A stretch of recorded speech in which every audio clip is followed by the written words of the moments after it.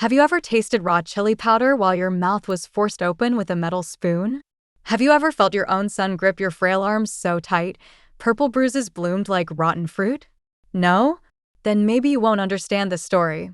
But maybe you will. Maybe you've lived it in silence like I did. My name is Eleanor Grace Whitmore. I'm 74 years old. I used to be a proud piano teacher in Vermont, the kind who wore her hair up in pins and baked oatmeal cookies for the neighborhood kids. I spent most of my life believing love meant loyalty. That a husband who stayed was a husband who loved you. That a child you raised with trembling hands and sleepless nights would never betray you. I was wrong. Dead wrong. My husband, Douglas Whitmore, used to tuck roses into my coat pocket and write poems on napkins. But something changed after I turned 70. Maybe it was when I started forgetting words. Maybe it was the surgeries, my hip, my back. Maybe it was when he retired and his days became long and bitter. Or maybe he was always this man. I just couldn't see through the shine. Douglas began calling me forgetful, then useless, then a burden.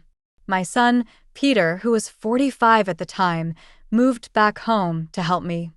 I thought I was lucky. A son who cared. A son who'd sit with me on cold mornings and say, "You all right, Ma?" But that kindness twisted quickly. Peter started taking my phone, my checkbook, my pills. He told neighbors I had dementia, that I wandered the yard at night, and accused the mirror of stealing my identity. None of it was true. Not yet, anyway. Then came the cruelty, the kind you'd never believe if it wasn't written in my wrinkles. It started with silences. Douglas stopped speaking to me. Then the yelling. Then the nights he'd pin me to the kitchen chair and pour raw chili powder into my mouth while Peter held me down. Cleansing. Douglas would whisper, "She's got demons in her blood. This'll drive Em out." The burn was endless. I'd scream until my throat cracked. The powder would sting my gums, blind my eyes with tears, and make my nose bleed. My mouth peeled like dead skin off a sunburn. They didn't stop. They did it twice a week. Tuesdays and Fridays. Like church. I couldn't call for help. Peter had disabled the landline. My cell phone was smashed and tossed in the fireplace. My bank account was emptied and my medication bottles were replaced with crushed chalk and sleeping pills. I became a prisoner in my own home. My body ached with every step. I'd wake up bruised, locked in my room, hearing them laugh downstairs. Sometimes they'd tell the neighbors I was napping, or at a facility, or that I had gone to visit my sister in Oregon. She's been dead since 1999. And yet, I stayed quiet. Why? Because I thought no one would believe me. Because older women aren't seen, aren't heard, aren't trusted. We're just senile or crazy or confused. I used to pray someone would notice, that someone would hear me crying behind the vents. But no one did. Not until that one night. That one miracle. It was 2 months ago. A winter storm slammed Vermont, knocked out the power lines. The house went cold, pitch black. Peter had gone into town to pick up a generator. Douglas was asleep or drunk, I'm not sure. I crept into the pantry to find a can of beans and instead found a tiny blinking light behind the cereal boxes. A camera. I didn't put it there. My knees buckled. I grabbed it, hands shaking. A GoPro. Charged. Recording. Hidden. Who put it there? I didn't know. But it was my chance. I hid it in my robe pocket, heart racing. That night, when Peter came back and Douglas did the cleansing again, I made sure the camera was pointing at my face. At the horror. At the screaming. 3 nights later, when they both passed out drunk, I ran. I used my old cane to break the back door lock. I walked 2 miles in the snow, barefoot, bleeding, to the only person I thought might believe me. Clara Hamilton. My former student, now a tech-savvy journalist. What Clara did with that footage, that changed everything. But I'll tell you more about that next time. For now, if you're watching this, if you've ever been hurt, silenced, or made to feel invisible, leave a comment below. Tell me where you're from. Tell me your story. You're not alone. And don't forget to like, share, and subscribe. We have a long way to go, and you won't want to miss what comes next. You'd think that once I escaped, the horror would end. That I'd be safe, warm, believed. But escaping is just the first crack in the dam. What spills out afterward? That's what drowns you. Clara didn't recognize me at first. I was covered in bruises and frostbite, lips cracked, eyes red from crying, and capillaries burst from the burn of chili powder. She opened her apartment door wearing pajamas and a blanket around her shoulders, like a college student cramming for finals. Her eyes widened, and I'll never forget her whisper, "Miss Whitmore." I collapsed into her arms. She wrapped me in her couch blanket and let me sleep.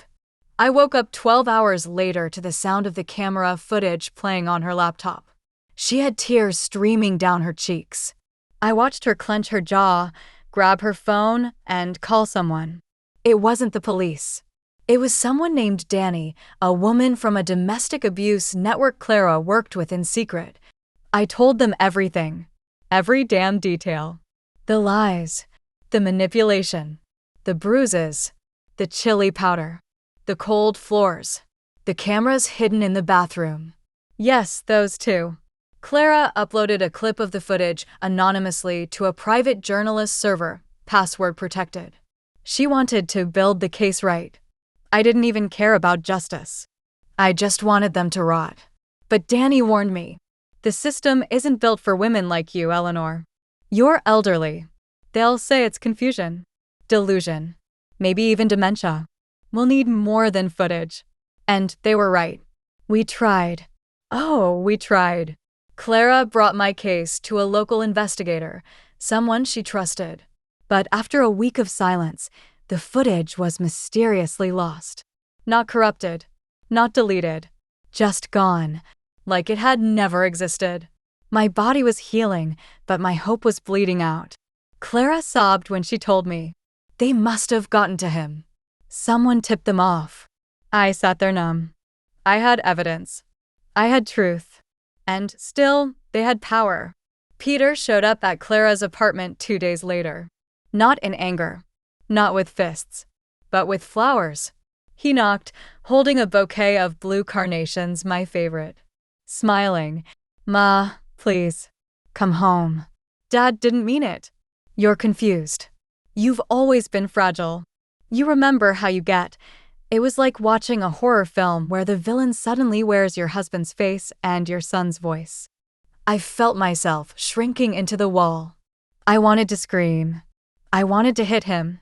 Instead, I did what I always did. I watched. I listened. "Come home," he said again, kneeling. "We'll take care of you better. I'll quit drinking. We'll clean the house. Just don't do this to us, Ma." Clara slammed the door in his face. But something shifted inside me that day. Something snapped. And not the weak kind of snap, the kind that shatters bone and never heals the same way again. For 74 years, I was trained to be gentle, quiet, polite. But that woman was gone. I didn't want justice anymore. I wanted destruction. That night, I snuck into Clara's kitchen and found a pair of old gardening scissors. I stared at them for hours. Then I picked up the phone and called a number I hadn't dialed in decades, Maxine Warner. We used to call her Mad Max. A tough woman, built like a freight train with a tattoo of a raven on her collarbone. She used to run with biker gangs in Nevada before getting sober. Now she ran a shelter for battered women and took in runaways. When I told her what happened, she didn't say, "I'm sorry." She said, "Tell me where they live." I gave her the address. That's when the plan was born, not to kill them, no. That would be too easy. I wanted to make them feel it, to feel me. Over the next 2 weeks, Maxine and Clara helped me build a trap, not physical, psychological. I began leaving voicemails for Peter from burner phones, pretending to be a woman from his past, an old girlfriend who knew secrets. Then I started mailing them letters with red chili powder in the envelope. No return address.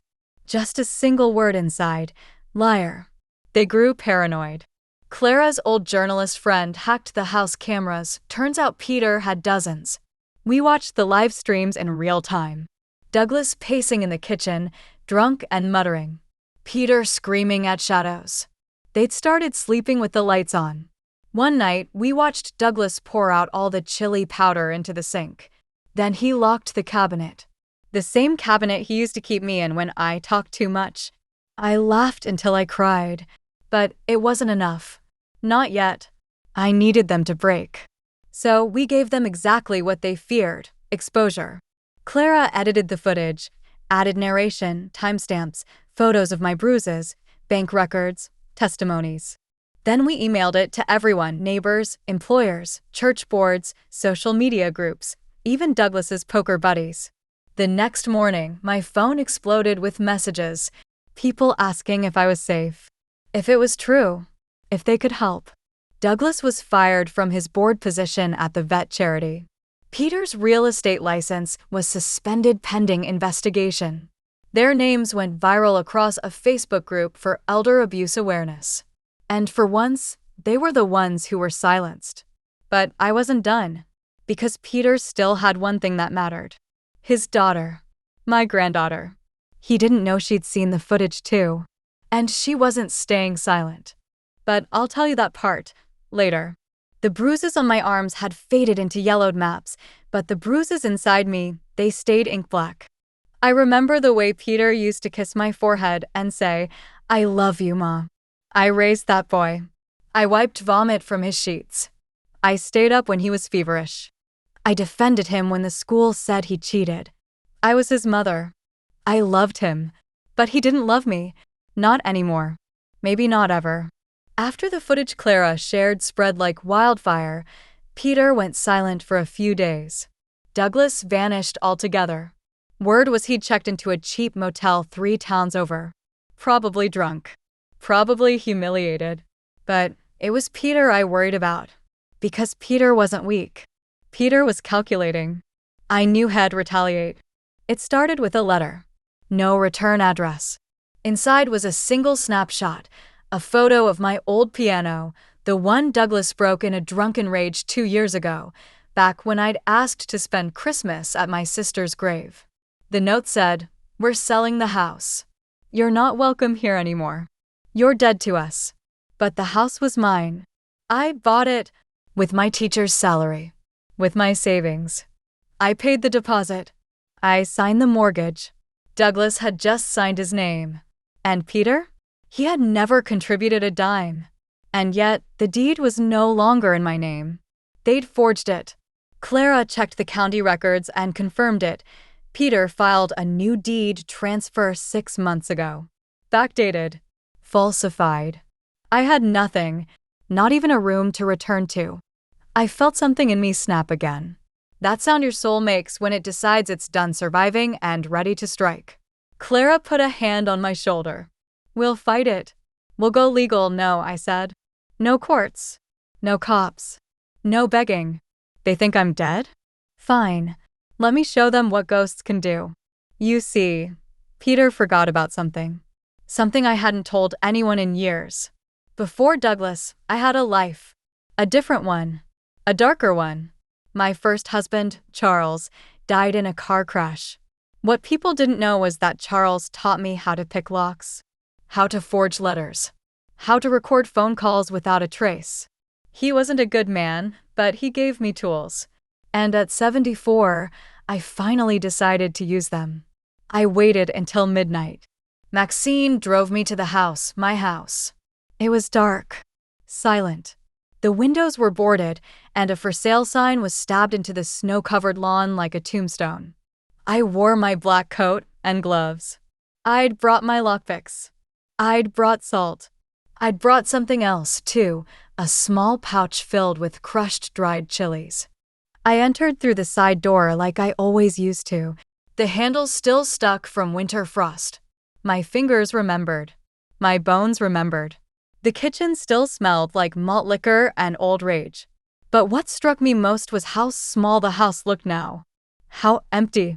I walked to the cabinet, the one they used to lock me in. I opened it, sat inside. Just for a second.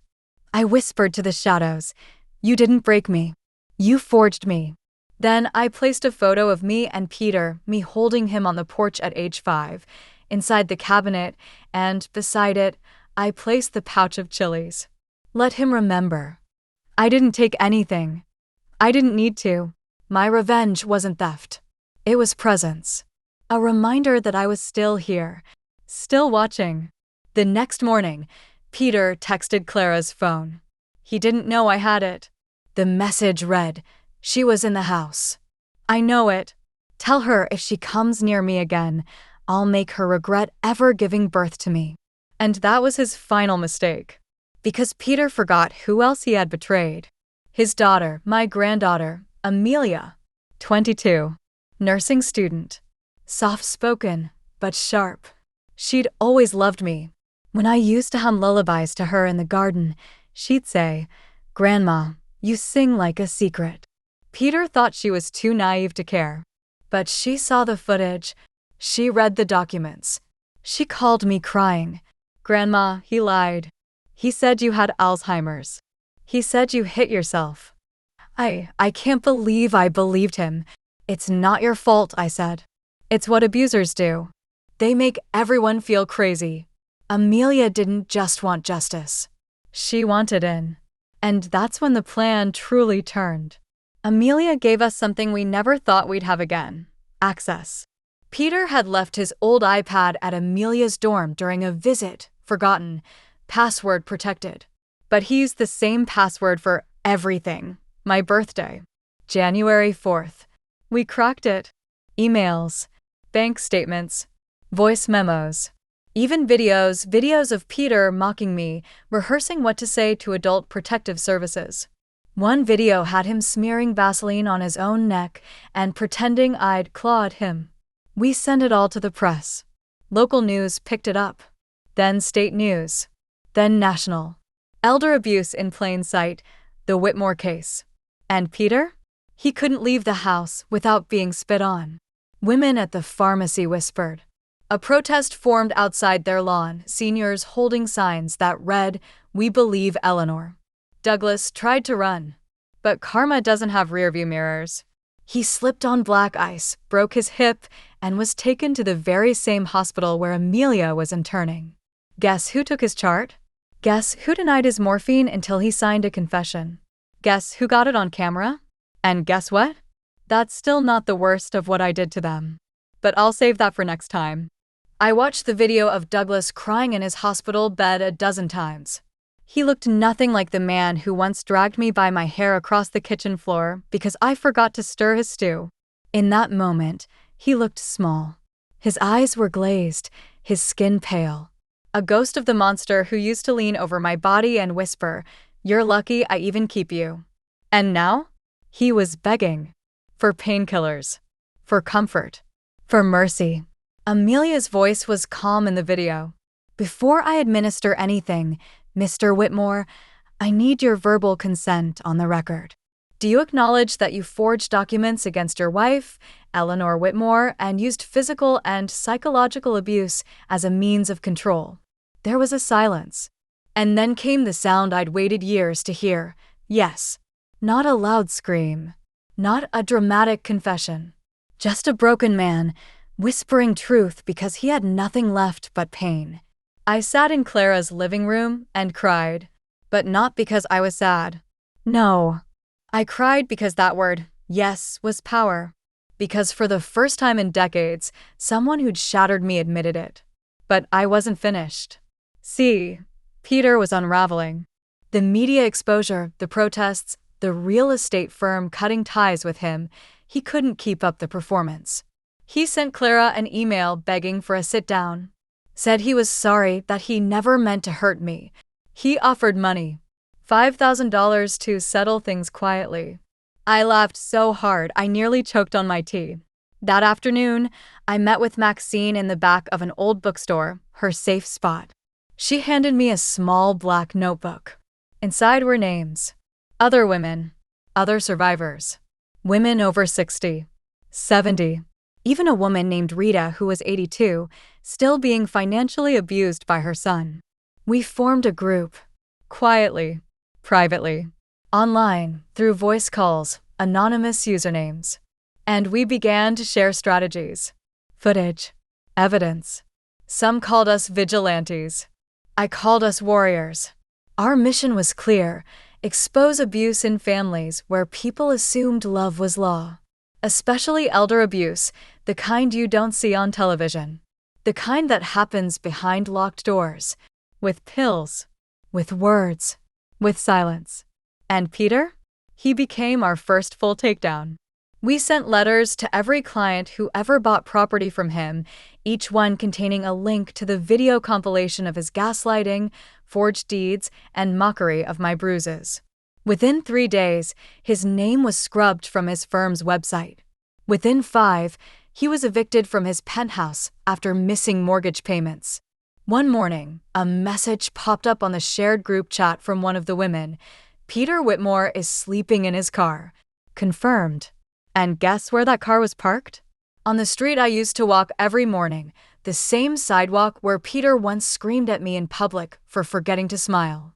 I sat on Clara's porch, watching his shadow through the frost-glazed windshield. And I smiled. But that wasn't the end. Because Peter, like his father, wasn't just cruel, he was prideful. He couldn't handle the fall. And when the world stopped fearing him, he grew reckless. One night, I awoke to find the front window of Clara's apartment shattered. Glass glittered across the carpet like snow. A brick lay on the floor, wrapped in cloth. Scrawled in red marker, "You ruined everything." Clara called the police, but I waved them off. Let him lash out. Let him get desperate. Because I'd been patient, calculating, and it was time to burn the last bridge he had. We reached out to Amelia's mother, his ex-wife, Janet. She'd divorced him 10 years ago quietly, claimed irreconcilable differences. But when she saw the footage, she wept. Then she told us about the hidden bank account. Peter had been hiding money in a shadow account under a fake LLC, funneling cash from joint business deals, including money Janet was owed in the divorce. Clara sent the files to a lawyer named Cora Rains, a 71-year-old powerhouse who'd been disbarred once for unethical aggression, then reinstated when the board learned her client had framed her. Cora didn't send a warning. She sent a lawsuit. And Peter? He panicked. He called me. From a payphone, of all things. I didn't answer. He left a message. "Mom, please. I know I messed up. But you don't understand, I was trying to protect you. Dad was out of control. I didn't know what else to do. Please, I need help. I'm homeless. I'm broke. They're coming after me. Don't let them take everything." I played the voicemail again. And again. Then I walked to the Old Spice cabinet in Clara's kitchen. Opened it. Took out the jar of raw chili powder. Poured some into my palm. And I walked to the sink, watching it swirl down the drain. I wasn't angry anymore. I wasn't afraid. I was done. But done doesn't mean forgiven. Because Peter wasn't going to jail. Douglas wasn't going to prison. They were going to live. Live in shame. In failure. In the ruin they tried to bury me under. And me? I had a plan for my final move. One last punishment. One last lesson. And this time, it would be public. I wanted them to feel it. Not just the shame. Not just the loss. I wanted Douglas and Peter to taste what they fed me for years. Every time they ignored my cries, every time Douglas forced that burning chili powder into my mouth until I screamed blood, every time Peter called me delusional, senile, worthless, those moments left scars not just on my skin, but in my soul. So I planned a dinner. Yes, a dinner. It was Clara's idea, but I sharpened it into something far more poetic. We'd host a fundraiser for the Golden Voices Alliance, our newly formed advocacy group for elderly women who'd survived family abuse. On the surface, it looked like a peaceful charity event. Warm, empowering, local press, community center, banquet tables. But in reality, it was a trap. A velvet-wrapped, flower-scented, beautifully catered trap. We send invitations to everyone. Friends, neighbors, former coworkers, past clients of Peter and Douglas. People who still remembered Eleanor Whitmore as a kind piano teacher. a choir singer, a devoted mother. But more importantly, we invited them. Peter and Douglas. We baited the hook carefully. An anonymous sponsor, me, had offered to reconcile with her estranged family in a public act of healing. There would be a speech, possibly even forgiveness. Peter took it. Of course he did. He had nothing left. Sleeping in a rusted sedan outside an abandoned gas station, eating crackers from the food pantry. He thought this event might save him, or at least buy him sympathy. Douglas followed. Limping, hollow-eyed, still nursing his shattered hip, probably dreaming of pity or redemption. Fools. The night of the dinner, I wore a deep violet dress. Maxine curled my hair and pinned a small silver butterfly to my collar. It was the color Charles once said made my eyes look like they held secrets. He wasn't wrong. Clara stood beside me, proud and silent. Amelia wore her nurse's scrubs. She had a shift that night, but she insisted on attending for the first hour. Just long enough. The community center buzzed with laughter and clinking glasses. Soft jazz hummed through the speakers. The buffet table glowed under string lights. A projector sat quietly in the corner. Peter and Douglas arrived late. Peter wore a wrinkled shirt and a forced smile.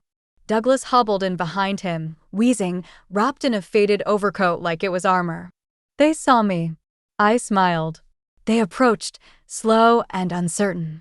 Peter cleared his throat. Mom? I raised my hand. Not yet, I said. Let's eat first. He blinked. Confused. Hopeful. Hungry. The room quieted as everyone took their seats.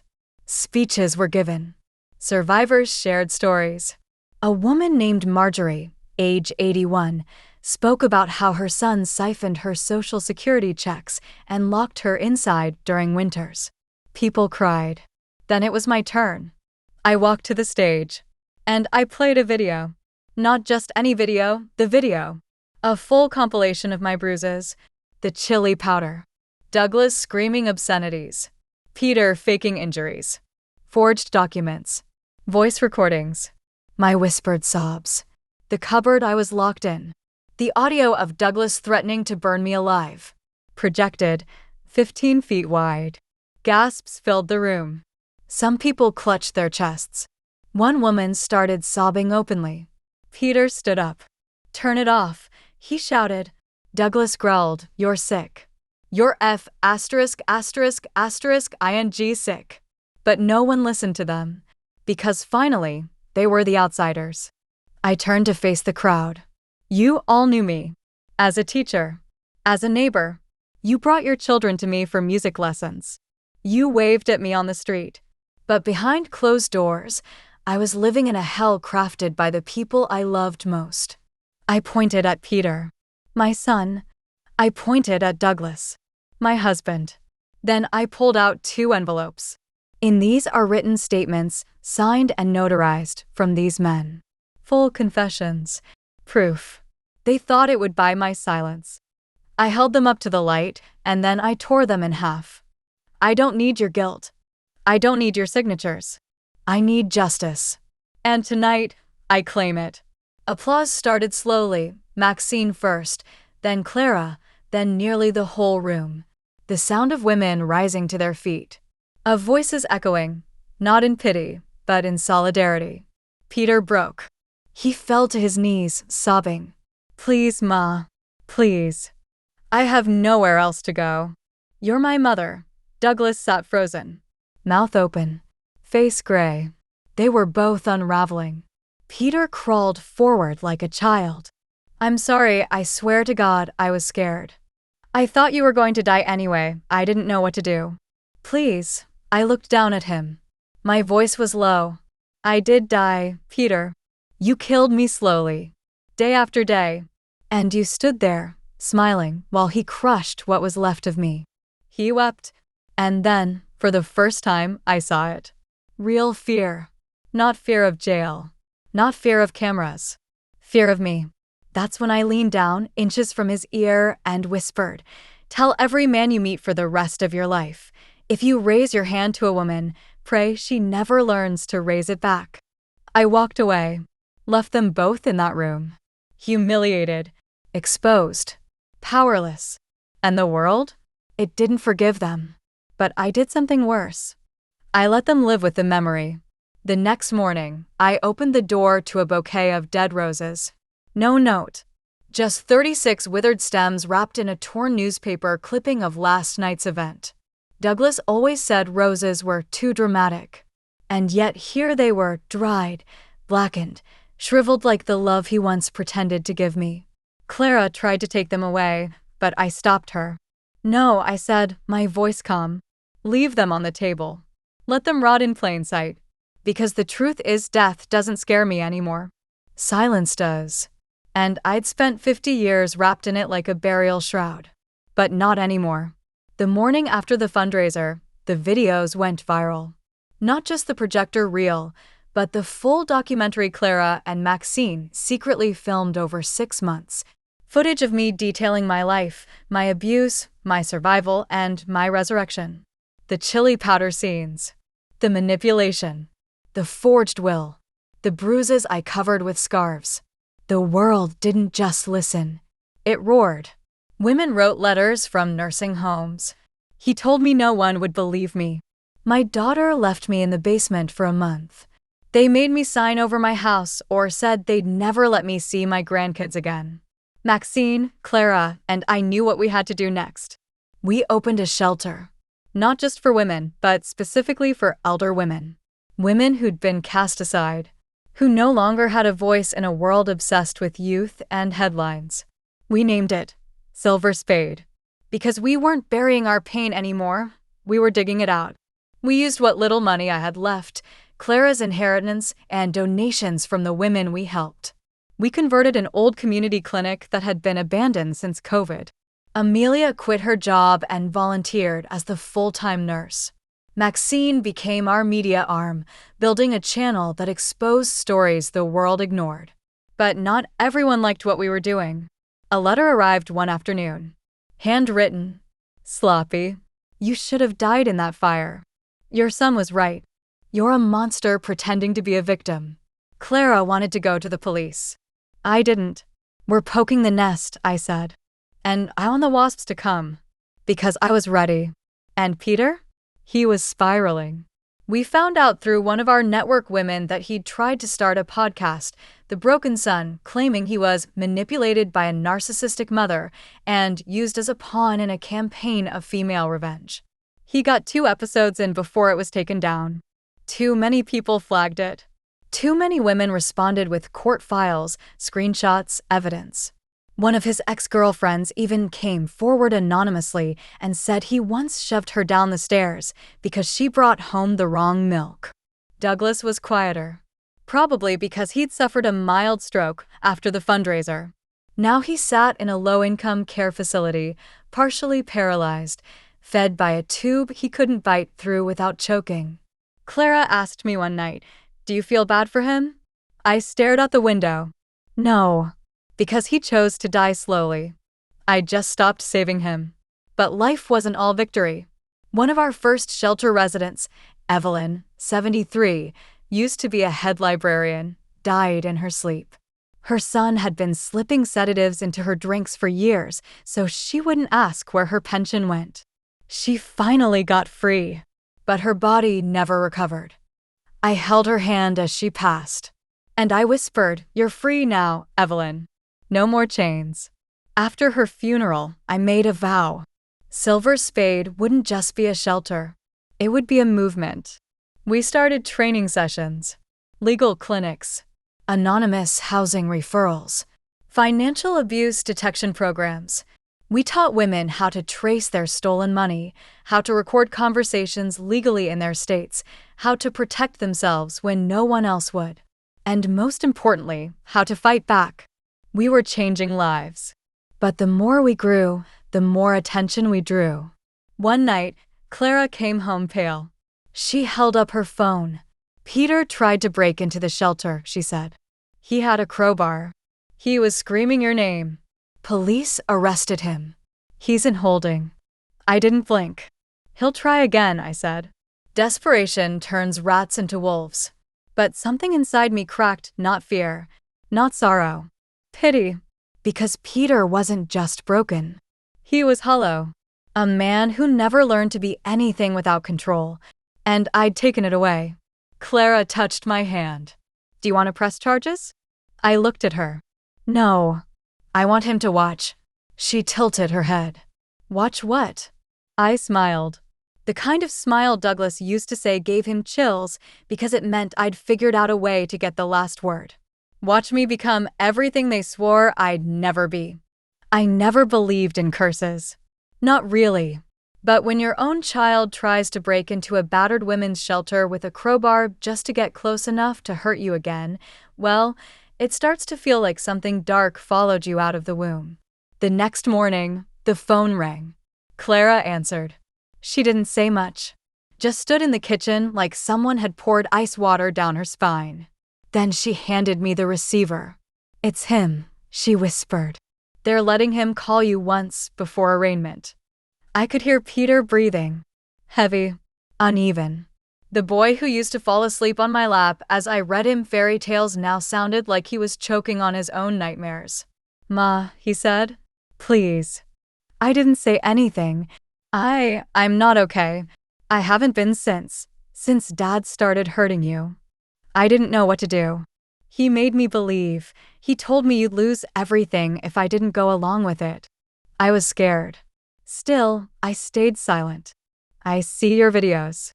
I see people cheering for you. But I remember when you couldn't get out of bed for days, Ma. I remember cleaning up your blood. And hating you for it. Because I was just a kid and didn't know who else to blame. That pierced me. Because I remembered those days too.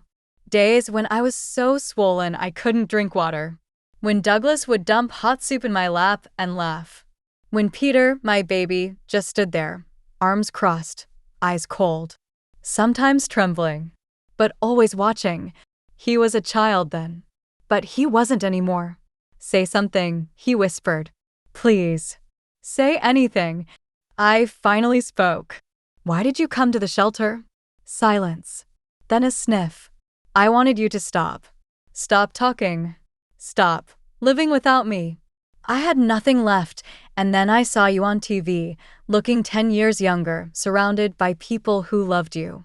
And I hated it. Because I needed you to hurt. Like I do. My throat tightened. I did hurt, Peter. For decades. But you made a choice. And now you want a shortcut back to innocence. He sobbed. I miss you, Ma. I missed me too, I said softly. But she's back now. And she's not going anywhere.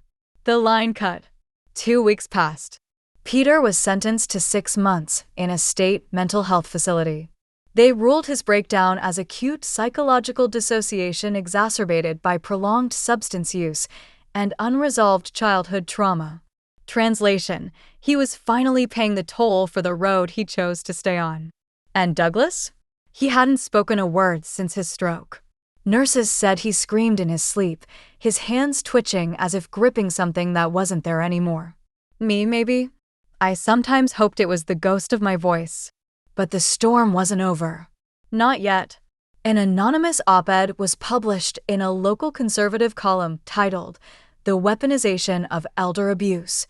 It accused Silver Spade of creating division in families, encouraging elderly women to fabricate stories for sympathy, and undermining the traditional family unit. I laughed when I read it, because of course the world wants to protect its monsters, especially when they were the mask of family. But what shook me wasn't the article. It was the signature, a concerned son. Clara's jaw locked. It's him. We traced the IP address to a public library an hour away from Peter's facility. He wasn't just broken, he was still trying to rewrite the story. That night, I sat alone on the shelter rooftop. Cold wind cutting across my neck. Stars blinking like tiny scars in the sky. And for the first time in years, I let myself mourn. Not for the child I lost, but for the mother I could have been if I hadn't spent every ounce of love trying to survive the hands that held me down. I buried her that night, quietly, in my heart. I whispered goodbye to the version of Eleanor who believed suffering made her righteous. Because now I believe something else. Power doesn't come from surviving. Power comes from choosing who you become after. When I went back inside, I locked Peter's letters in a metal box. No fire, no fury, just steel. He would watch the empire I built from the ashes he gave me, and he'd live knowing it was a world where his name opened no doors. The first time I saw her, she was wearing my dress. Not literally, of course. But it was the same floral pattern I wore in 1972, the day Douglas proposed to me at the county fair, one hand holding a ring and the other wrapped around a plastic beer cup. This woman wasn't young. Her hair was silver but styled. Her eyes cold, alert, with something sharp behind the calm. She stepped into the silver spade shelter like she'd built it with her own hands. "I'm looking for Eleanor Whitmore," she said to the volunteer at the front desk. I walked out into the hallway, cautious. She turned to me and smiled. "Well, look at you. Older, but still carrying that chin like it's made of marble." I knew that voice. Janine Carlson, Douglas's first fiancée. The one he left 3 months before our wedding to marry me. "I didn't think you'd come," I said, heart pounding. "I didn't think I'd want to," she replied. Clara appeared from the office. She eyed Janine like she was a rattlesnake wearing heels. "Who's this?" "I'm the woman who should have taken the punches instead of your mother," Janine said flatly. "But I dodged the bullet, didn't I?" I led her into my office, sat across from her. She didn't touch the water I offered. "I'm not here for apologies," she said. "And I don't want to be a volunteer." "Then why are you here?" She leaned forward, voice low. "Because I saw what you did to Peter." My spine stiffened. "You put that boy in a mental hospital.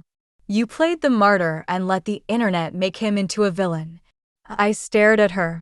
"He is a villain." She shook her head. "No. He's a product. Of Douglas. Of you. Of all the silence you stitched into your throat. You let him rot under that roof.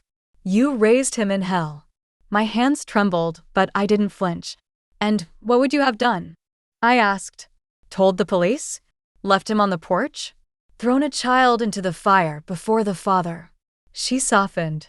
"I would have left Douglas the first time he slapped me. But you didn't. And you made your son grow up believing that violence was love." Something broke open in me. Because she wasn't wrong. And it hurt more than a slap across the face. "He still chose to hurt me," I whispered. "Yes," she said. "But you need to ask yourself something, Eleanor. Did you punish Peter for what he did, or for what he reminded you of?" I didn't answer. Because sometimes the truth sounds like betrayal. She stood up. "I came to say one thing. You may be helping women, but you're not healing them. You're building an army of wounded generals. That's not justice. That's war." And then she left. Clara stormed in after. "What the hell was that?" "She had no right, she had every right," I said quietly. But I couldn't tell Clara what I was really thinking. Because for days afterward, I started seeing it. Women in the shelter whispering about forgiveness, about moving on, about rebuilding with their abusers. One woman, Dana, 82, walked out of the shelter with her bruised face still purple. "He needs me," she told me. "He's not eating. I made him soup for 40 years. If I stop now, he'll die." Another, Elise, 77, let her son visit her secretly. He stole her pain meds again, and she still refused to press charges. "We can't keep letting this happen," Clara said. But we were divided. Half of our women wanted justice. The other half wanted peace. And peace, I was learning, often asks the victim to stay silent. One night, a woman named Lorraine, a quiet soul with burn scars from when her husband dumped boiling oil on her hands, walked into my office. "I've been talking to Dana," she said. "And I think maybe you've gone too far, Eleanor." I blinked. "Too far? You teach women to fight. But you don't teach them how to forgive themselves for staying. For loving their abusers. For breaking." I didn't know how to answer. Because in that moment, I realized I had created a fortress. but maybe not a home. I lay awake that night, wondering, was I healing anyone or just spreading my own fury like wildfire? And then the letter arrived. No return address. Inside was a photo of me, taken at the shelter opening, crossed out in red ink. One word scrawled across the back, which Clara wanted to call the police again. But I knew better. It wasn't Douglas. He was too far gone. It wasn't Peter. He was being watched. This was someone else. Someone who didn't just hate me, they hated what I represented. Because when an old woman starts reclaiming her voice, the world doesn't always clap. Sometimes it loads its gun. Trust is a fragile thing. It doesn't break with a bang, it fractures slowly. You don't hear the snap. You feel it in your chest like a slow, spreading bruise. And by the time you realize someone's betrayed you, they've already used your heartbeat as a stepping stone. It started with the medicine cabinet. Lorraine's pills were missing. Then Amelia's pain relief gel for her arthritis vanished overnight. Dana swore she had money stolen from her purse. $100 in cash gone. At first, I thought maybe it was desperation. Addiction. Someone slipping back into old habits. But when we checked the shelter security footage, we saw something worse. It wasn't an outsider. It wasn't a stranger. It was Maxine, the woman who had filmed my story, who held my hand when I trembled on stage, who toasted with me the night Silver Spade opened its doors. Maxine, caught on camera, rifling through drawers in the clinic room, pulling open donation boxes, hiding cash in the lining of her coat. I watched the footage 3 times before I could speak. She helped build this place, Clara whispered, sickened. She used our pain to buy her freedom, I replied. But it didn't make sense. Maxine had money. She still worked part-time as a photojournalist. She had sponsors. Why steal? We called her into the office. She didn't deny it. I did it, she said, crossing her arms. And I'd do it again. My mouth went dry. Why? Her voice was low and full of venom. Because you're not saving these women, Eleanor. You're collecting them. Like broken dolls. You get to be the queen of ruins, and the rest of us just orbit around your tragedy like good little victims. I was stunned. You think I want this crown? I snapped. I think you never took it off, she spat. Even when we begged you to share it. She stood, pushing her chair back so hard it screeched. You act like you're building a revolution. But what you really want is a following. Women who worship you. Who need you. And anyone who questions you. She laughed bitterly. Suddenly, they're not healed enough to stay. She walked out before I could answer. I sat there in silence, heart thrumming like a warning bell. Because a part of me feared she was right. Had I become the tyrant I once feared? The next day, I held an emergency meeting with the shelter residents. We aired everything. The theft, the footage, Maxine's accusations. Dana raised her hand first. I've been afraid to say it, she began, but it feels like if we don't stay angry, we don't belong here. Murmurs of agreement echoed around the room. Another woman spoke. We're not all fighters, Eleanor. Some of us want quiet. Some of us want to forget. I looked around the circle at the bruised eyes, the wrinkled hands, the women who still flinched at raised voices, and I realized I had turned pain into a banner.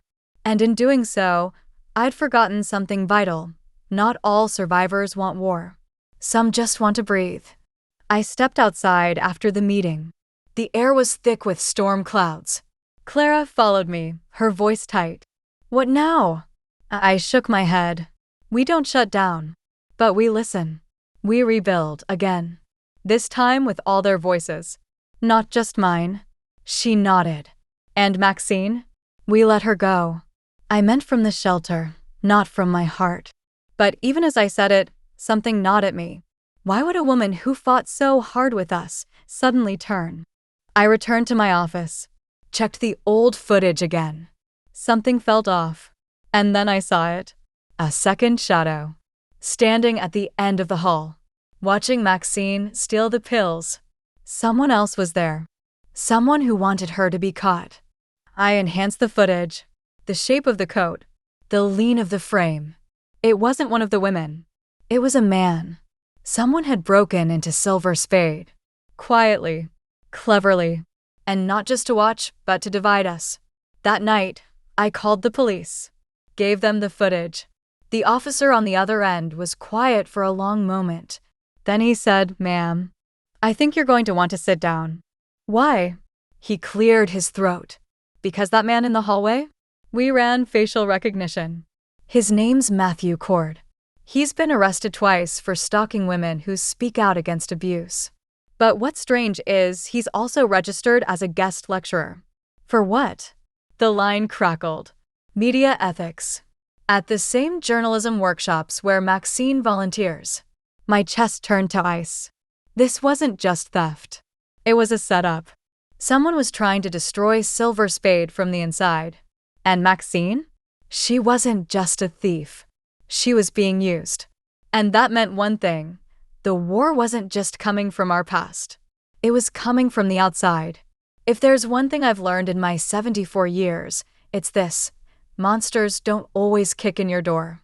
Sometimes they shake your hand, smile with all their teeth, and ask how your little shelter project is going. After the footage confirmed the intruder's identity, Matthew Cord, lecturer, ex-reporter, predator, Clara, and I pulled every public record we could find on him. Most of it looked clean. Too clean. No convictions. Just whispers. Dropped complaints. Alleged incidents. A woman here, another there. All dismissed. But each woman had one thing in common. She had spoken publicly against a powerful man. "He's not working alone," Clara muttered, flipping through a folder. "This feels coordinated. Like he's trying to make examples of women who survived too loud." I stared at the names. The redacted files. The silent trails of pain. Then I saw it. Tucked into a report from a workshop 5 years ago, a sponsorship list. Corporate logos. Nonprofits. And one name underlined in shaky ink, the Alder Foundation. I hadn't heard it in decades, but I remembered the letterhead, because Douglas had once donated $10,000 of my inheritance to it, without asking. Said it was a men's rehabilitation trust. Turned out it funneled money into lobbying against restraining orders and pushing family unity bills. They didn't believe in justice. They believed in silencing women. I traced the foundation's board members, and my stomach turned. There he was, Evan Whitaker, Douglas's old friend, godfather to Peter, a lawyer, a businessman, a pillar of the community, and the founder of Brothers for Balance, a lobbying group that had quietly sued women's shelters for moral bias in family court decisions. I felt sick. They weren't just watching us. They were attacking us. Systematically. Through donors. Through the media. Through manipulated volunteers like Maxine. Whisper campaigns. Leaked videos. Staged misconduct reports. All designed to dismantle what we'd built. Not with bombs, but with doubt. A few days later, the first lawsuit arrived. Silver Spade was being sued for creating emotional trauma in its residents by promoting hostile ideologies. Filed by none other than Evan Whitaker himself. The claim? That we were turning women against their families. Promoting militant feminist rhetoric. Damaging their ability to reconcile. I couldn't believe it. "They're accusing us of abuse," I said aloud, voice shaking. "They want to make us look like the monsters." Clara's eyes blazed. "We fight back." But I knew what that meant. They had money, lawyers, power. We had trauma survivors and truth. And the world doesn't always side with truth. That night, I sat alone in my office. I picked up one of the old letters Peter had sent. The one I never opened. My hands shook as I tore it carefully. The handwriting was neat. Practiced. But the words, they were frighteningly honest. "Mom, you're strong now. But you weren't always. And I've been reading what they're saying about you online. The men's groups. The lawyers. The podcasts. I know those names. I've met those men. At Dad's poker nights. At barbecues. Evan called me once, told me to stop defending you publicly. He said, the more women like your mother talk, the more we lose. I didn't understand it then. But now I do. They're not just angry. They're scared of you. Because you survived. And you didn't stay quiet. I don't expect forgiveness. I just wanted you to know. They're planning something bigger. I read the last line over and over. They're planning something bigger. I knew then, I couldn't just defend Silver Spade anymore. I had to expose them. The next morning, I booked an interview with a local reporter. One who'd survived abuse herself years ago and now covered corruption cases. I gave her everything. The footage, the letters, the lawsuit, the connection to Evan, the financial ties between so-called family advocacy groups and lobbying efforts designed to cripple domestic violence legislation. She stared at the evidence, stunned. You're going to make enemies, she warned. I smiled. I already have. We set the story to air the following week. But 3 nights before it did, someone threw a brick through the shelter's front window. Taped to it was a note. You think you've won? We have friends in places you've never heard of. Clara rushed in from the back, barefoot, shaking. They're watching us. I saw a car circling twice. I picked up the brick. Blood rushed in my ears. They want fear, I said softly. But we've lived through worse. And that was when I knew what I had to do. No more silence. No more playing defense. We wouldn't just expose them. We would humiliate them. Publicly. Legally. Permanently. Because when men build an empire on silencing women, the one thing they can't survive is a woman who won't shut up. I used to believe justice wore a black robe and held scales. But now I know. It wears cologne that smells like money and grins with teeth too white for honesty. The judge assigned to our case, Judge Carter Hensley, was the same man who officiated Peter's christening. The same man who once slapped my behind at a fundraiser and said, Doug sure bagged a fine one. Bet she doesn't talk back. I was 26. He was 50 and already a power. Now he held my shelter's fate in his liver-spotted hands. He didn't recuse himself. Said he had no personal stake in the matter. Claimed he hadn't seen my family in decades, but I knew that was a lie. I remembered the way his name always showed up on invitations Douglas received from The Circle, a group of wealthy men. Private, political, hostile to women who divorced and thrived. And now, here he was tasked with deciding whether Silver Spade was a dangerous ideological facility. I wanted to scream. But screaming in court doesn't win battles. It feeds the wolves. So, I played it cool. Quiet. Calm. Let them think I was a harmless old woman with too many opinions and a head full of grief. They underestimated me. Again. Our first hearing was brutal. The opposing lawyer, smug, 35, Harvard slick, quoted lines from our website as if they were weapons. Your Honor, Silver Spade describes itself as a sanctuary of resistance. This clearly indicates a combative stance. These women aren't healing. They're being radicalized. I laughed bitterly from my seat. Couldn't help it. Something funny, Ms. Whitmore? Judge Hensley asked. Yes, I replied, voice even. The idea that teaching women to stop apologizing for being hit is radical. He frowned. Do it again and I'll hold you in contempt. Clara squeezed my hand. Don't give him what he wants, she whispered. We left the courthouse to find protesters outside. But not on our side. They carried signs. Men matter too. Stop female tyranny. Eleanor Whitmore is a liar. I recognized one of them. Harvey Green. Douglas's old hunting buddy. The one who helped hide his gun collection when police came after the second incident with Peter. My stomach twisted. They're mobilizing, Clara said. They're scared of what happens if we win. Good, I said. Let them be scared.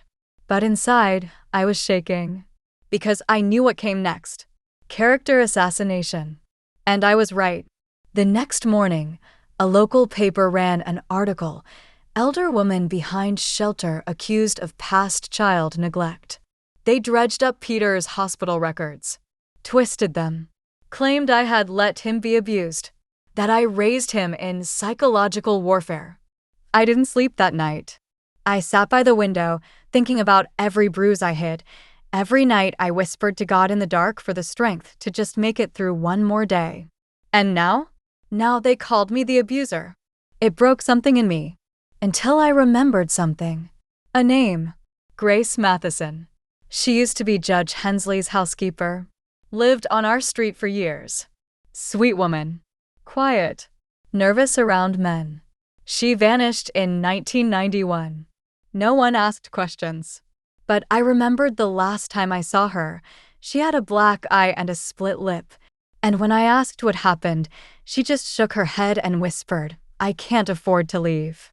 Now, all these years later, I wondered, what if she hadn't disappeared? What if she'd been buried in silence like the rest of us? I asked Clara to help me track her down. It took 2 days. But we found her, living in a small trailer in North Carolina, under her maiden name. She was 82 now, voice hoarse from years of smoking. But when I told her what was happening, she didn't hesitate. "I'll testify," she said. He locked me in his guest house for 3 days. Said if I ever talked, he'd ruin my family. But I've got no family left now. Just rage. She came up that weekend. Testified under oath. Told the courtroom how Judge Hensley had kept her as a live-in servant, unpaid. How he hit her. How he once dragged her by her hair into the kitchen and made her scrub the floor with bleach until her skin blistered. The courtroom went silent. The judge couldn't preside over his own disgrace. He was removed from the case. The lawsuit against Silver Spade lost its teeth, and for the first time in weeks, the women at the shelter smiled again. But the battle wasn't over. That night, I received another letter.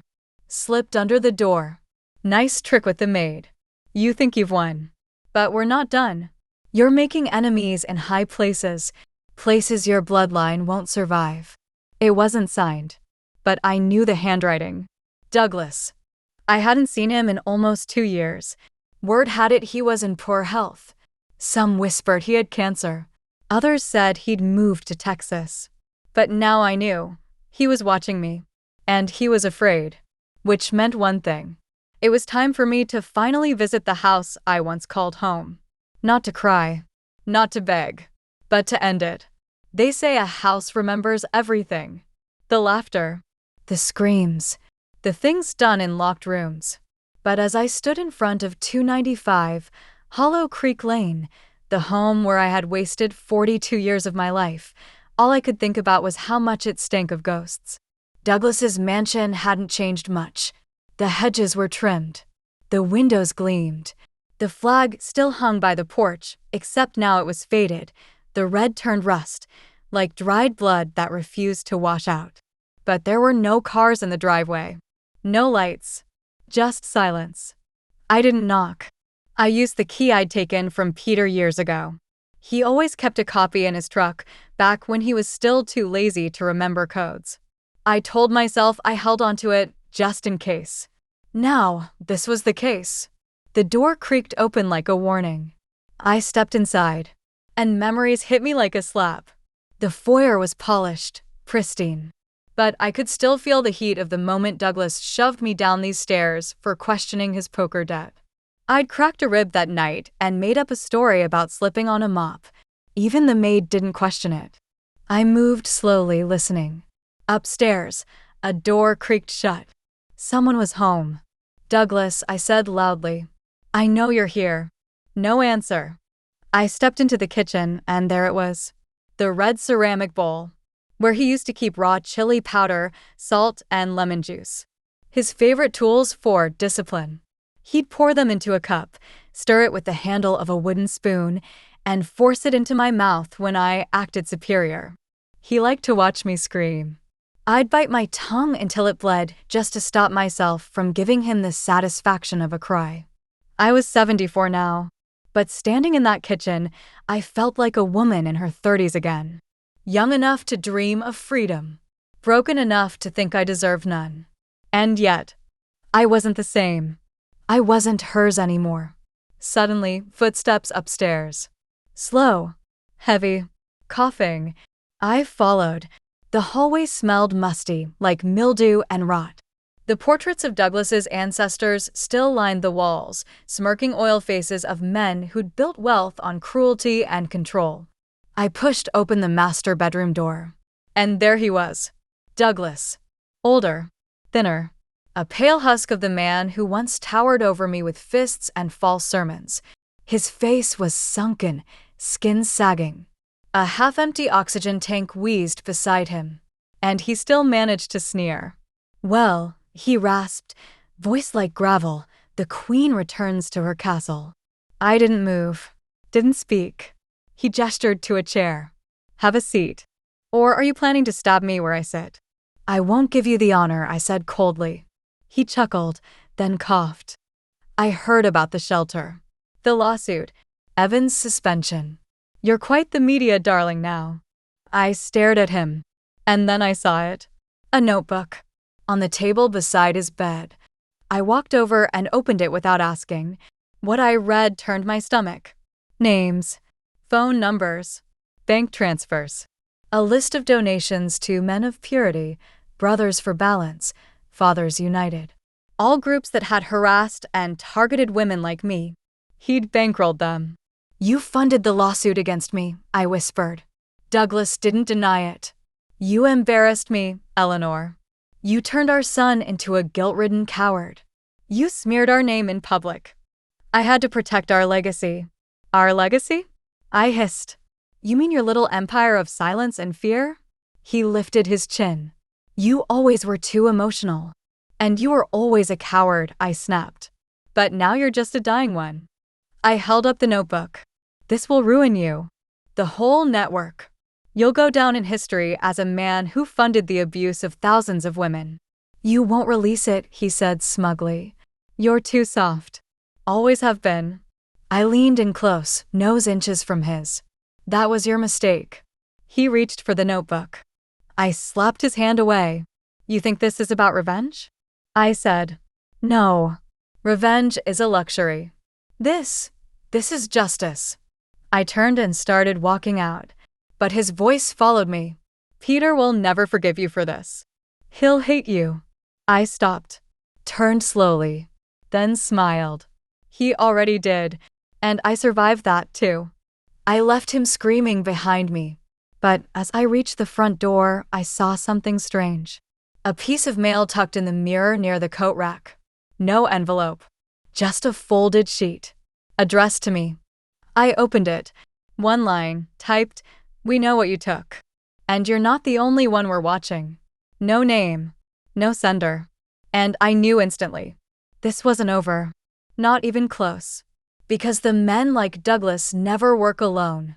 They build networks. Cover for each other. Protect their own. And now that I'd taken one down, the rest were coming for me. Some betrayals don't come with fists. Some come with smiles and soft hands that have held yours during your darkest moments. That's how they get you. After exposing Douglas's funding ties and walking out of that rotted house, I sent every copy of the notebook to trusted allies, journalists, nonprofits, even a few retired judges. Within 2 days, media exploded. Philanthropist exposed in abuse network. Former banker tied to hate groups. The entire country started whispering the name Eleanor Whitmore like it was a war cry. And Silver Spade? We were untouchable now. Or so I thought.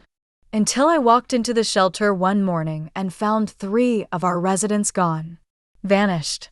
No bags. No warning. No forwarding address. Their rooms were spotless, beds made tight like no one had ever lived in them. Just like that, they were erased. Clara rushed to me. "They're gone." No one saw them leave. No footage. Nothing. It's like someone helped them disappear. My stomach dropped. We'd seen threats before, men trying to break in, stalking cars, even one man who tried to set fire to our trash bins, but this was surgical. Only someone on the inside could do this.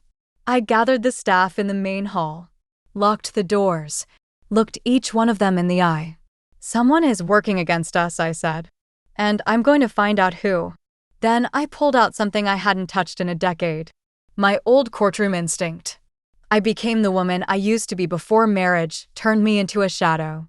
I asked questions, checked time logs, phone records, background files. For 2 days I didn't sleep, only drank coffee and scribbled notes. I watched how people flinched when I walked by. And one name kept coming up in all the gaps: Maya. Our sweet, soft-spoken intake coordinator.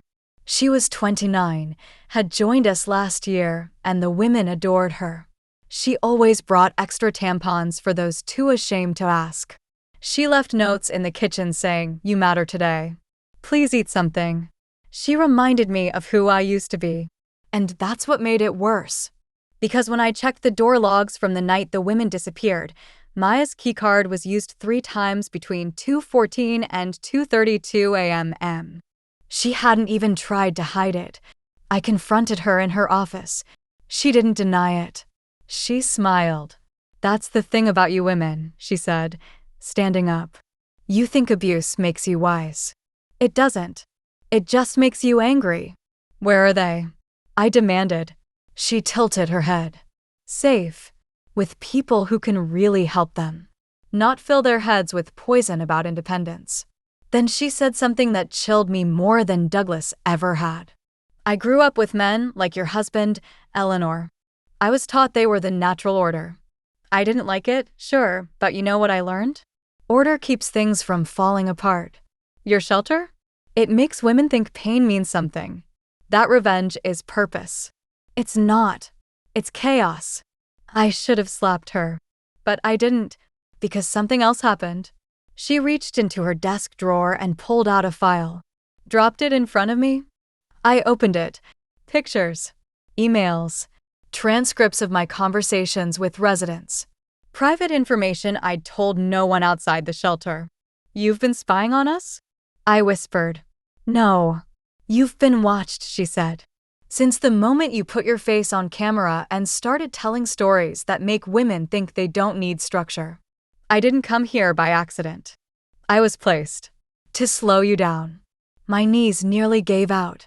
She leaned close. "3 women are gone. If you push this, more will disappear. Your name might be gold right now, but we both know fame doesn't last. And you? You're old. You'll forget things. Get confused. Maybe even accused of something yourself."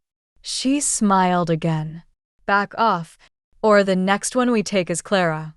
I stared at her, and that's when I saw it. Her necklace. A tiny charm. An antique gold bullet casing. The exact kind Douglas once gave to women as trophies after he broke them. She was one of them. A survivor. Turned loyalist. A woman who'd been broken so completely she believed in the chain that choked her. I left the office. Didn't tell Clara. Didn't tell anyone. Because I had a plan now. Not just to expose Maya, but to use her. To take down the entire network behind her. I knew she was being watched too. Fed orders. Which meant if I let her believe she'd scared me off, she'd lead me straight to the rest. So I smiled at stuff again. Pretended to get tired. Pulled back from planning. And at night, I listened at her door. Took pictures of her laptop screen through her office window. One night, I followed her after her shift. She drove 30 miles outside the city. Parked by a bar. Slipped into the back alley. I waited. She emerged 15 minutes later with a tall man in a charcoal trench coat. They hugged. Then he handed her something. A flash drive. I got his license plate. Ran it. He wasn't just anyone. He was Pastor Calvin Harlow, founder of the Shelter of Fathers, a rehabilitation home for abusive men, and the second largest donor to Peter's Speaking Tour Fund. It all connected. Maya, Harlow, Douglas, Peter, Judge Hensley, all feeding the same machine. I returned to the shelter and wrote a letter. To the 3 missing women. I didn't know where they were. But I wrote it anyway. If you read this someday, know this. You were not abandoned. You were hunted. But now I am the one doing the hunting. I will find them. And they will know the weight of every bruise they buried behind Bible verses and donation drives. I will not rest until your chains are broken loudly, publicly, permanently. I folded the letter and tucked it into the kitchen drawer beside the salt, where every woman here knew to look. Then I went to bed, knowing tomorrow I'd become the hunter. The best way to take down a fortress is from within. But if you want it to burn slow and loud, you let it believe it's winning first. For days, I pretended. I smiled at Maya when she brought coffee. I forgot meetings. I acted winded in the garden and asked her to take over scheduling. I even let her whisper her little threats to Clara again, watched her fake kindness with those almond eyes, the way she patted backs with the same hands that helped erase women like smudges on a page. I became the doddering old fool she needed me to be. And in the meantime, I was creating a monster she never saw coming. See, what Maya didn't know was this. I had already been followed before.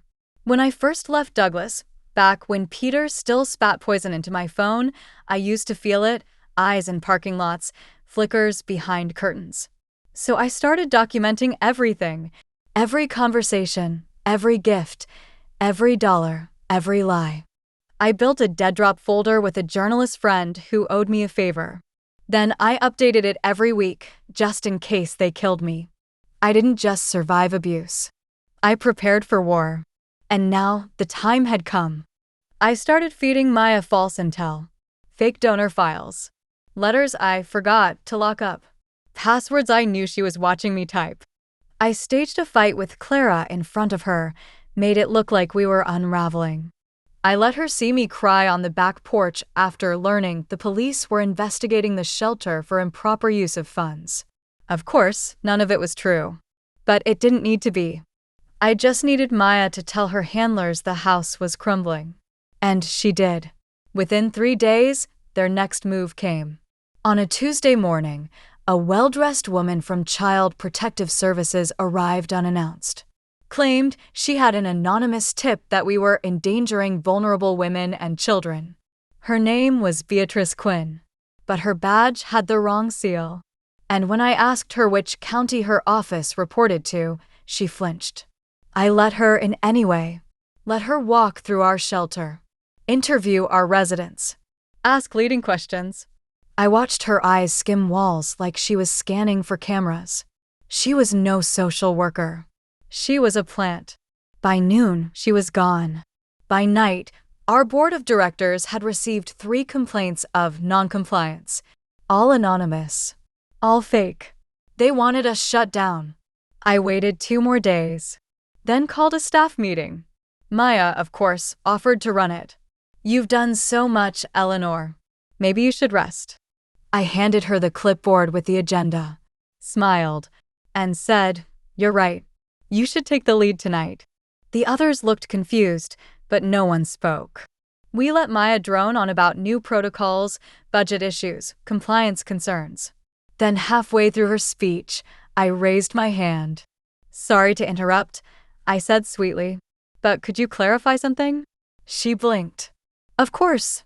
I walked to the front of the room, turned on the projector, plugged in a USB. A folder appeared on screen. Maya Owens, infiltration log. Maya's face drained. One by one, I clicked through, footage of her slipping into the shelter's office at midnight. Screenshots of her laptop accessing resident files. A wire transfer log showing her account receiving $10,000 from Kelvin Harlow Ministries. Audio of her conversation with the trenchcoat man, Kelvin himself. By the time I turned back to the room, silence had swallowed it whole. Even Clara was speechless. Maya stood frozen, mouth half open. This is twisted. No, I said calmly, this is justice. I walked forward, pulled a folded paper from my pocket. A written confession from one of the missing women. She escaped from the reconditioning compound in Nebraska. Told us everything. How you drugged them. Made them record apologies to their abusers. Told them their trauma was just a phase. Maya's knees buckled. She sank into the chair. But I wasn't done. You thought you were Judas, I said. But you were always just the switch. She whispered, "What do you want from me?" I crouched beside her. looked her dead in the eyes. I want you to go back to Harlow, to the board, to all the men in suits and backroom deals. Tell them it's working. Tell them I'm broken. Tell them they've won. Her eyes widened. And then, I said, when they gather to celebrate, I burn the whole thing down. Maya trembled. They'll kill me. I stood. Then maybe you shouldn't have helped kill so many others. And I walked away. That night, Maya disappeared. Her room was empty. Her car gone. But I knew she'd deliver the message. I knew she was smart enough to value her own life. Because in the end, the enemy's greatest weapon is fear. And sometimes, you have to make them fear you. The invitation came in a white silk envelope. No return address. Just gold lettering across the front. The Whitmore Foundation invites you to our legacy gala. Dress code, black tie. Theme, redemption. It was bait. But I took it anyway. Because sometimes the only way to collapse a temple is to walk inside and speak loud enough to bring down the rafters. I wore a velvet gown. Deep forest green, the color of rot hidden behind wealth. Clara begged me not to go alone, but I told her this was my grave to dig. I slicked my hair back, painted my lips a shade I hadn't touched since the 1970s, something called Crimson Widow. Fitting. The gala was held at the Sherborne Estate, a colonial palace built by blood money and oil spills. The type of place where men clink glasses to the sound of falling empires. Every chandelier gleamed like a warning. Every woman wore silk like skin too delicate to bruise. I stepped inside and all the noise paused. There he was, Douglas, smiling, arm around a blonde 20 years younger than Peter, maybe 30. I don't count anymore. She looked like she'd never heard the word no a day in her life. And there was Peter too, clean-shaven, golden suit, hand on the shoulder of a congressman. My son, the one who used to kiss my hands before bedtime, now kissed the rings of predators in public. They didn't know what I'd brought with me. In my clutch, one flash drive. In my mind, 20 years of hell. And stitched into the lining of my gown, a wire. Broadcasting everything, live, straight to a secure server that Clara and her tech friend had set up the night before. A single button in my palm would send it all out, audio, video, files, footage, testimony, to over 100 media outlets, lawmakers, and advocacy groups. The death sentence in my pocket didn't come with a bullet. It came with truth. I made my rounds, each step a strike of war drums. People greeted me like I was still the senator's wife. Eleanor, darling, you look divine. We missed your fire in the courts. You must be so proud of Peter. I smiled. I lied. I sipped champagne and felt its bubbles like ghosts in my throat. Then, the lights dimmed. A spotlight hit the podium. And Douglas walked forward. I want to thank everyone for coming tonight to honor the legacy of strength, family, and redemption. He went on. Talked about forgiveness. Talked about me. Eleanor Whitmore, my former wife, and still the soul of our foundation, has returned to us tonight. Proof that love can outlast any misunderstanding. People clapped. The room turned toward me. Spotlight followed. He extended his hand. Eleanor, would you say a few words? I walked up slowly. Each heel click an earthquake under his feet. I reached the mic, looked him dead in the eye. Then I smiled for the room. Of course. Then I pressed the button in my palm. The mic crackled. The video screens behind me flickered. And then, chaos. Because instead of the foundation's promo video, the screens lit up with a video of Douglas forcing chili powder into my mouth. My body thrashing. Screams uncut. A photo of Peter shoving an old woman down the stairs of a retirement home. Time-stamped. Audio clips of their strategy meetings, discussing how to rehabilitate disobedient women. How to funnel money through Christian therapy retreats to silence survivors. Maya's taped confession, her voice trembling, as she detailed the night they took the 3 missing women and sent them to correctional facilities. Gasps turned to screams. Phones lifted. Guests started recording. Douglas lunged at me. grabbing the mic, "You old bitch." I didn't move. Let the cameras catch every word. Every thread of violence unraveling from his mouth like worms from a corpse. Security rushed in. Not for me, for him. Then Peter shouted, "She's insane. That's fake. All of it." He turned to the congressman beside him. "We have deals, you said." The congressman took 3 steps back, phones still up. Every deal, every alliance, every handshake. Gone. I stepped closer to my son. "You once told me I was weak," I whispered, low enough only he could hear. "But look at you now, drenched in shame, begging shadows to save you." Then louder, to the crowd, "None of this was misunderstanding. This was a decades-long campaign of abuse, dressed in tuxedos and church hymns. They didn't just hurt me. They hurt hundreds. Some are dead, some still in chains. But tonight they fall." Applause erupted. Some women were crying. Others had their hands over their mouths. And in that moment, I was not a victim. I was a storm. A reckoning. A voice they would never silence again. The police arrived within minutes. Douglas was dragged out first, his face purple with rage. Peter ran, literally ran, through the kitchen and out a side door, chased by cameras. Reporters hounded me outside the venue. "Mrs. Whitmore, what are your demands?" I looked into the lens of the nearest camera. "My name is Eleanor, and I don't demand anything. I reclaim my life, my dignity, my legacy. And on behalf of every woman they tried to erase, I am just getting started." 2 weeks passed after the gala. Douglas was indicted on multiple counts: aggravated assault, unlawful imprisonment, financial fraud. The footage of him forcing chili powder into my mouth had been replayed so many times, I couldn't walk down a grocery aisle without a stranger weeping and hugging me. I accepted it in silence. I wasn't done yet. Peter disappeared. No charges had stuck, yet. Had always been slicker than his father. The kind of man who left just enough fingerprints to assert control, but never enough to be pinned. But he couldn't hide from what was coming, because while Peter ran from the law, he forgot about the blood. About his son. Jack. Jack, my grandson, was 22. A quiet, thoughtful young man. Barely spoke when he visited as a child. Always had headphones in, always scribbling in his little notebooks. Peter hated that about him, said he was soft, weak, unshaped clay. I hadn't seen Jack in years. Not since Peter cut him off for not being useful enough. But Jack found me. I was sitting on the back porch of Clara's safe house, just watching the wind shift the trees. The sun was soft that day, like it understood I couldn't take anything too sharp anymore. He walked up the steps like a ghost. "Grandma?" His voice cracked. I turned. And for a second, God help me, I saw Peter. But Jack had none of his venom, none of his posture.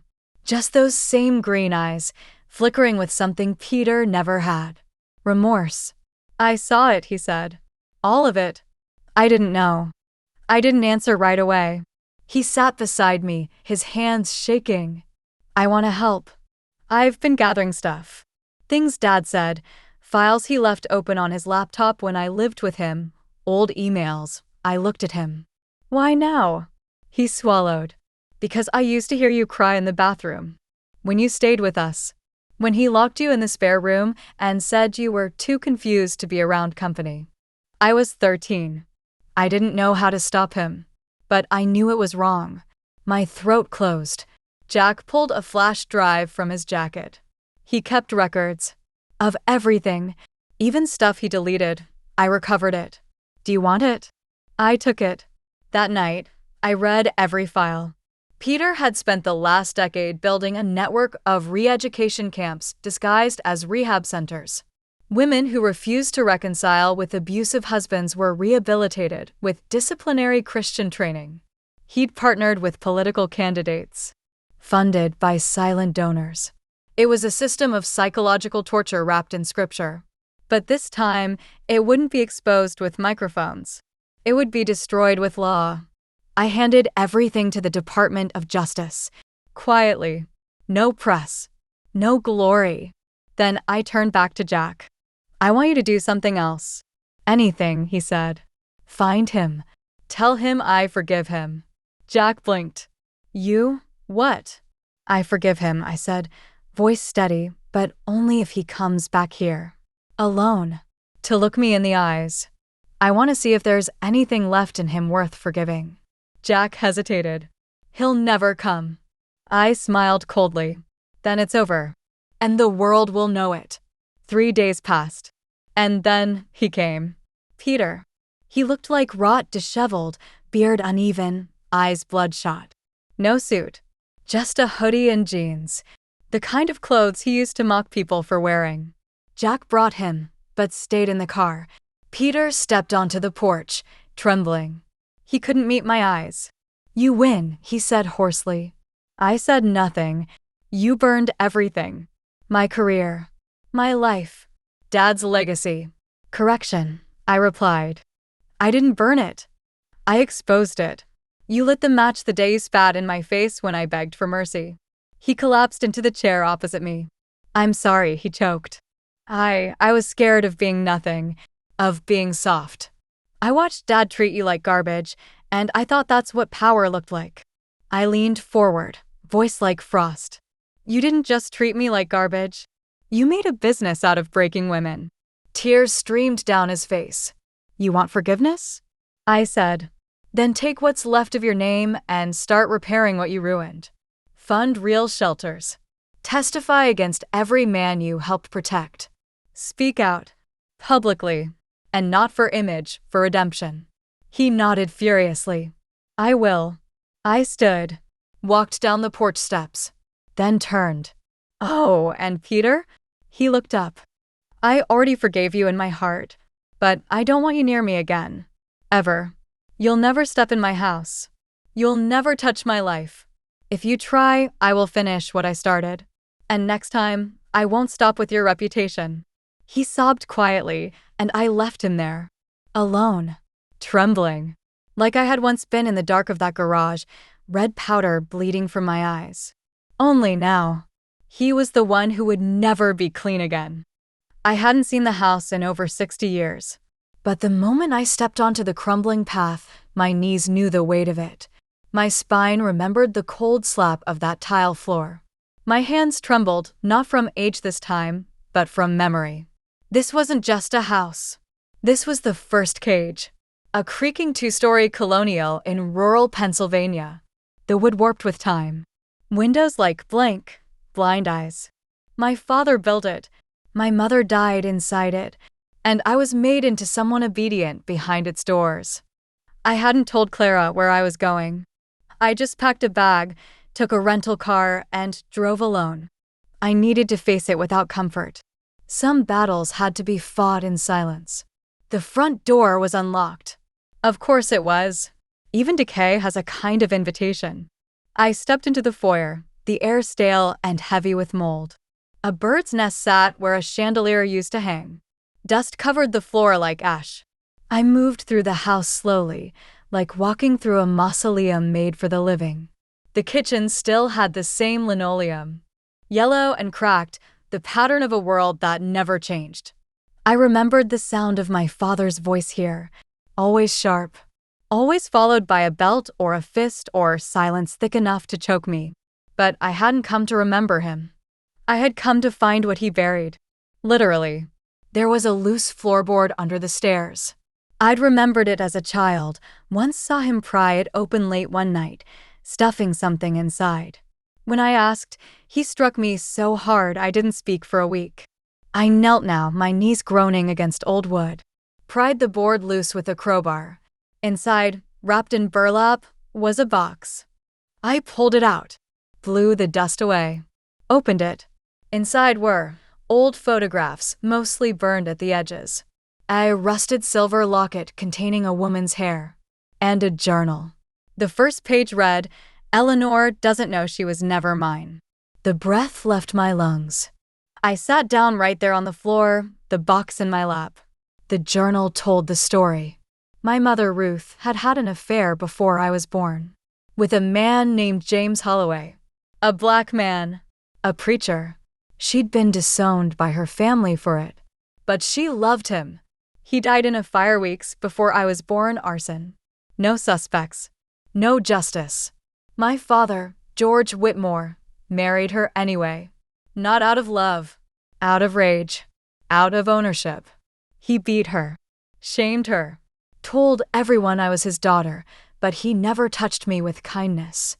Not once. Because I was proof. Proof that she had loved someone who was beneath him.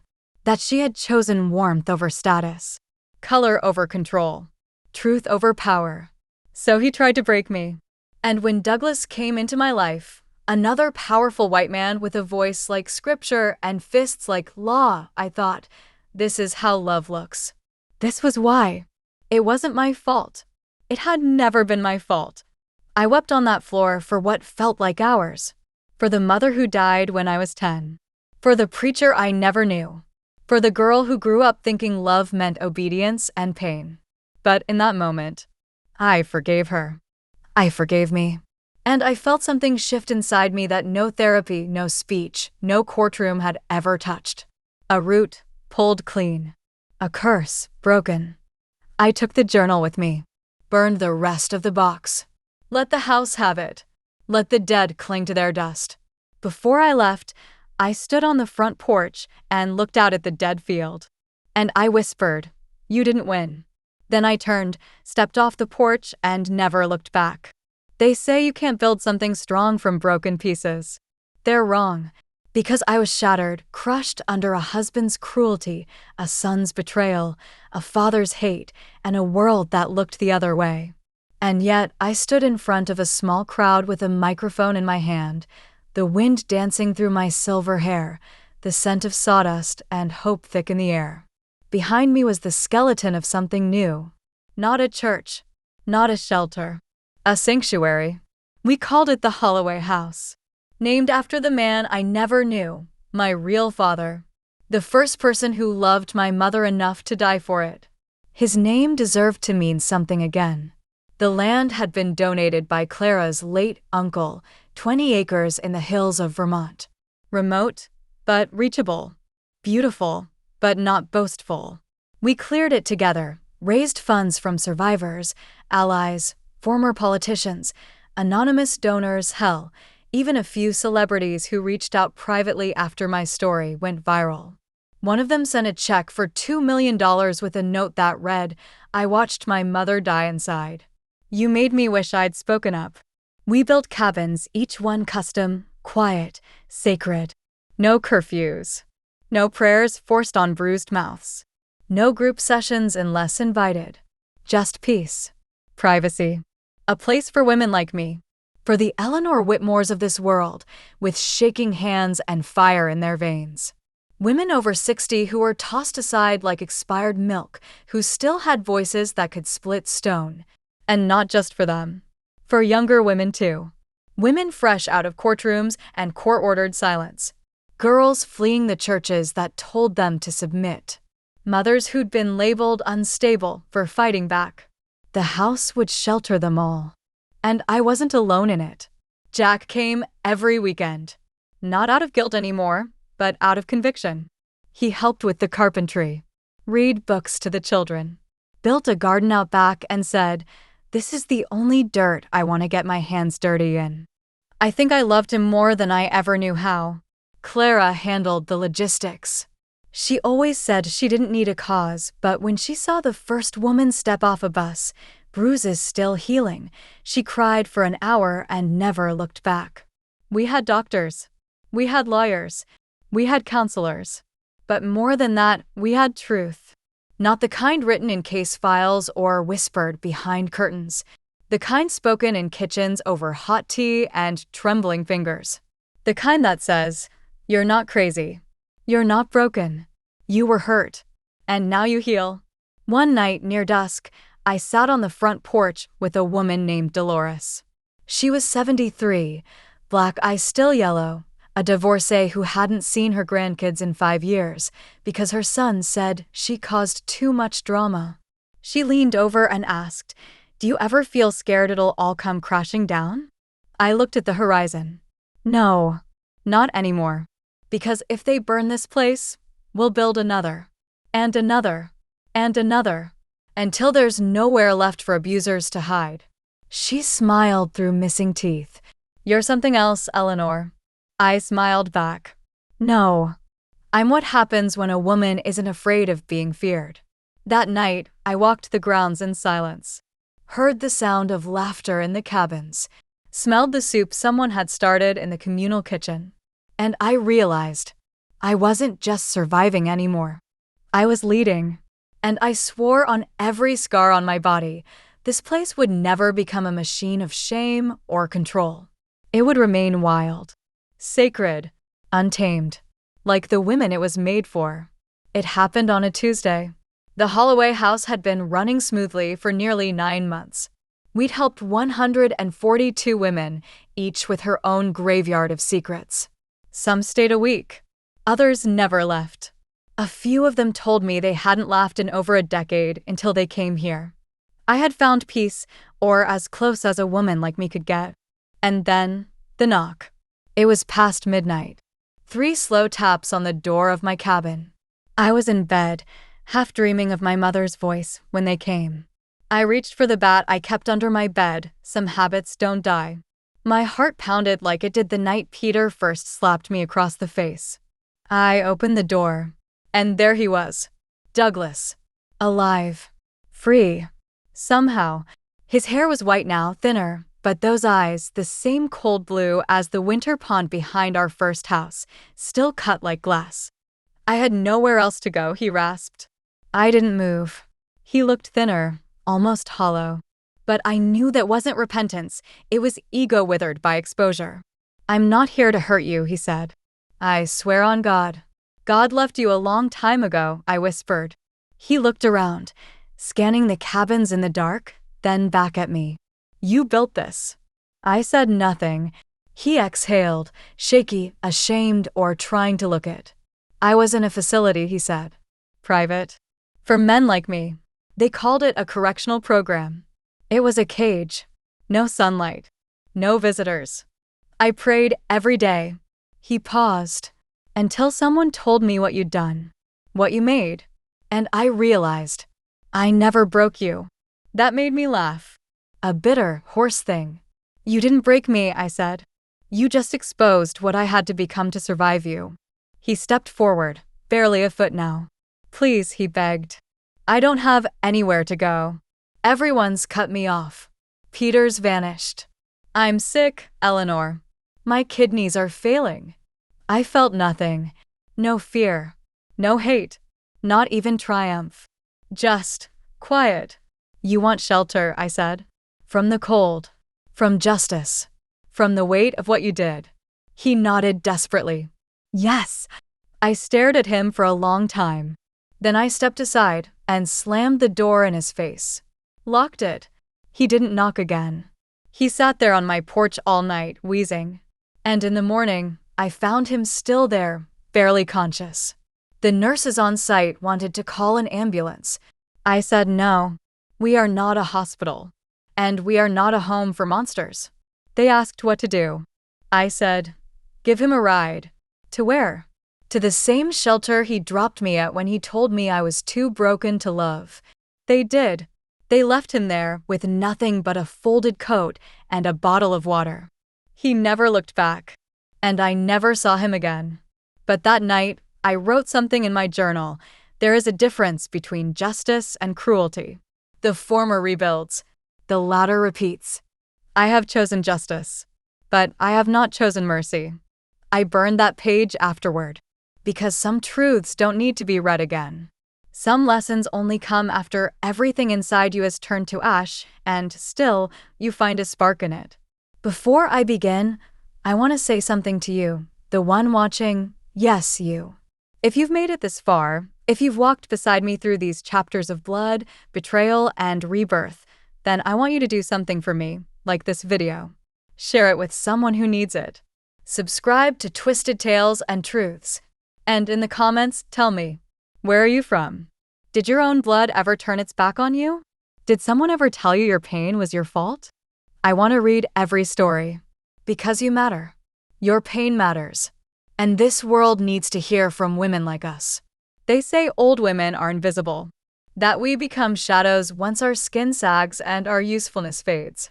But I became a storm, not for revenge, but for every woman who ever screamed into a pillow at night, afraid the walls were listening.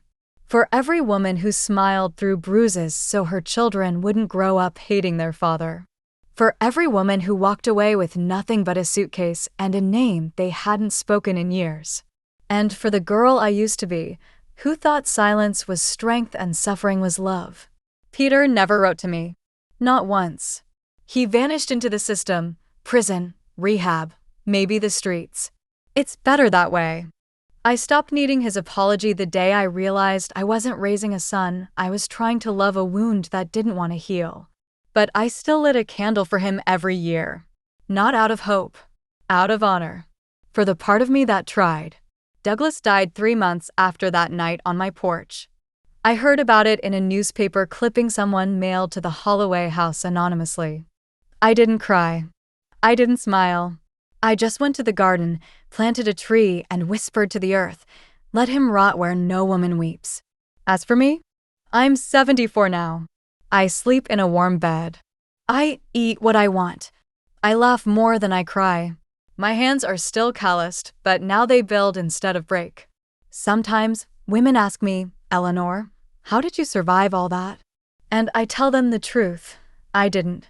The old me died. In that bathroom with chili powder in my throat. In that courtroom where my truth was questioned. In that hospital bed where no one visited me.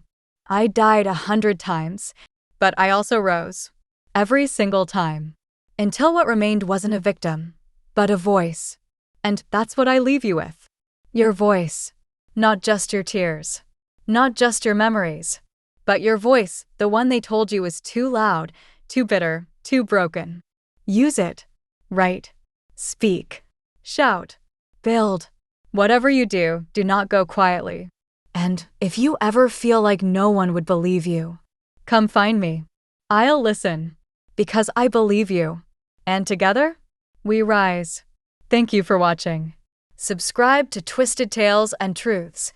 Share this with every woman who ever felt invisible. And tell me in the comments, what will you do with your pain? This was Eleanor Whitmore's story, but it could have been any of ours. Now go write your own ending.